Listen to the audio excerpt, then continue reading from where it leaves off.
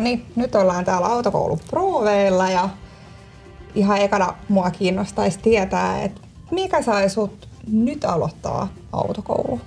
No tähän on mulla 2 pointtia. Ensimmäinen on se, että mä oon kiireinen yrittäjä ja paljon keikoille pitäisi mennä autolla. Ja nyt kun ei ole korttia, niin joutuu hirveästi aina järjestelemään kyytejä, tilaa Uberia ja muuta. Niin tarve itsenäiseen ajamiseen. Siinä ne tärkeimmät.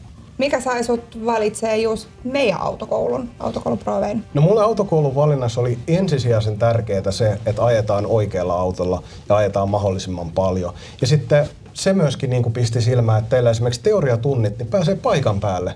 Ja se on ihan huippua, koska nykypäivän niin paljon suoritetaan netissä juttuja, niin tuo on tosi virkistävää vaihtelua. Ihmiset löytää meidät yleensä just niiden live-teoriatuntien takia ja niille on selkeästi tilausta ja tarvetta tässä etätyö, etäopiskelu, verkkokurssimaailmassa. Et on kiva tulla paikan päälle ja päästä opettajan kanssa vuorovaikutukseen ja kysyä niitä kysymyksiä, mitä mieleen juolahtaa. Huomennahan sä tuut suorittaa ensimmäiset teoriatunnit 4 kertaa EAS-tuntia. Sitten kun sä oot ne suorittanut, niin me voidaan varata sulle ensimmäinen ajotunti. No ihan huippu ja ootan kyllä innolla. Tästä on kiva lähteä suorittamaan ajokorttia.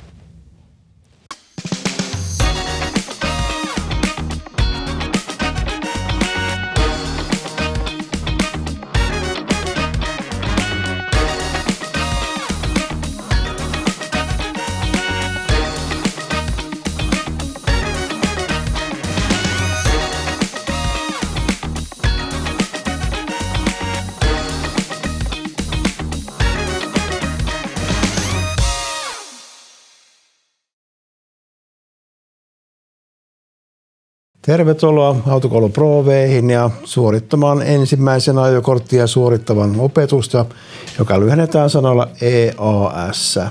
Eli kaikki, jotka ajavat tämän ajokortin Suomessa, niin joutuu käymään tämän kyseisen koulutuksen.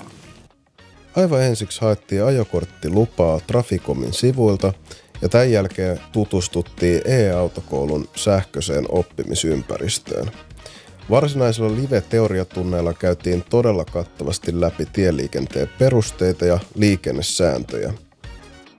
Seuraavassa jaksossa käydään läpi RTK-koulutuksen teoriaopintoja sekä tietysti opiskellaan itsenäistä teoriakoetta varten. Pysy siis kuulolla. Nähdään ensi jaksossa.